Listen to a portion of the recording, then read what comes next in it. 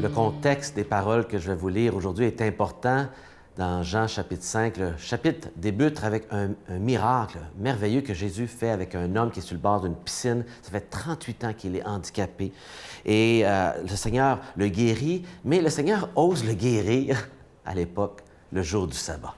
Et Jésus veut montrer et déclarer qu'il est l'autorité sur le sabbat et considère qu'il est venu pour révéler le véritable sens du sabbat, l'intention de la loi qui était derrière cette histoire d'avoir un sabbat. Le sabbat a pour fonction d'alléger le fardeau des hommes, guérir ou faire le bien fait donc partie du sabbat. Et les gens sont choqués parce que Jésus a fait une action le jour du sabbat, même de guérir un homme.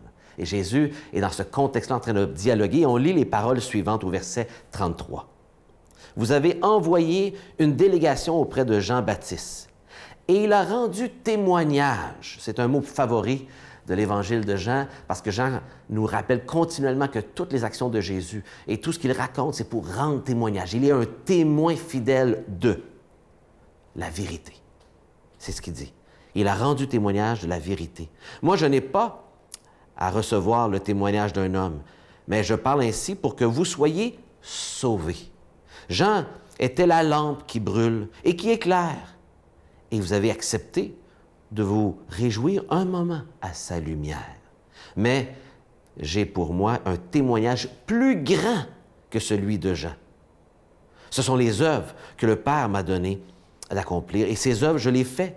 Et elles témoignent que le Père m'a envoyé. Alors, vous voyez le mot témoignage qui apparaît plusieurs fois. Et je vais souligner trois choses ici. Premièrement, le rôle de Jean-Baptiste qui était de rendre témoignage à la vérité. Jésus est la vérité et il est là pour authentifier et préparer le chemin. Deuxièmement, le but, le témoignage, afin que vous soyez sauvés. Qu'est-ce que ça veut dire, être sauvé? Et troisièmement, l'action de Jésus, j'ai fait les œuvres que mon Père m'a données. Pourquoi a-t-il fait ça? Bien, je réponds à ces trois questions. Son rôle, premièrement, de Jean, était celui de montrer le chemin, de préparer les gens qui sont dans les ténèbres pour les préparer au chemin de Jésus, qui les éclaire par cette lumière de la vérité. La lumière éclaire leur vie, le sens à leur vie, leur condition de perdu, leurs besoins de Jésus. Jésus était la lampe qui éclaire. Jean était la lampe qui éclaire, mais il n'était pas la lumière. Et lui préparait pour la venue de la lumière qui allait tout clarifier, tout illuminer dans nos vies pour nous voir notre besoin et lui laisser la place. Deuxièmement, la solution, celui de nous sauver. Il est venu pour qu'on soit sauvés. Et Jean va dire au tout début de son évangile, « Voici l'agneau de Dieu qui enlève les péchés du monde. » Jean nous répète continuellement à travers son évangile, dès le chapitre 1, verset 29, par cette déclaration, que Jésus est l'agneau qui vient enlever les péchés du monde et que celui qui croit en lui, au chapitre 3 de Jean, a la vie éternelle. Ses péchés peuvent être pardonnés et donc il peut être sauvé.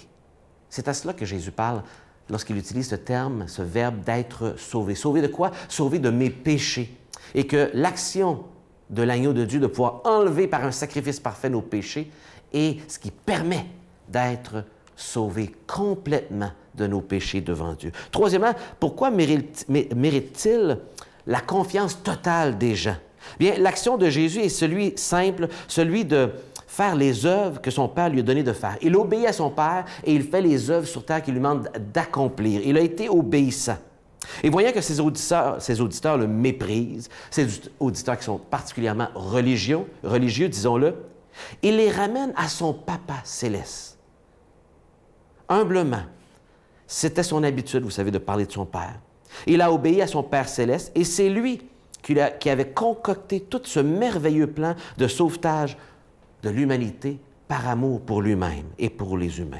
Jésus a fait les œuvres qui lui avaient été annoncées d'avance dans les Écritures, nous disent les versets suivants, avec une précision et une puissance telle qu'il rende témoignage qu'il est le vrai Messie.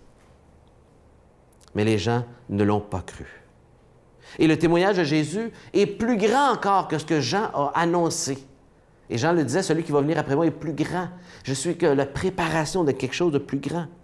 Tout cela témoigne que le Père m'a envoyé. Donc, tout est là, fourni par le Père céleste au travers Jean-Baptiste et Jésus qui fait les œuvres de son Père pour qu'on connaisse le chemin du pardon de nos péchés.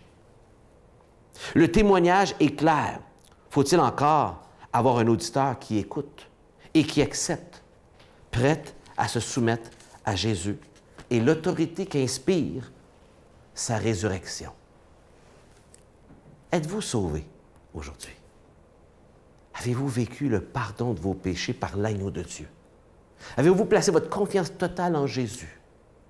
Ne reportez pas demain cette décision essentielle et vous en serez bénis le reste de votre vie.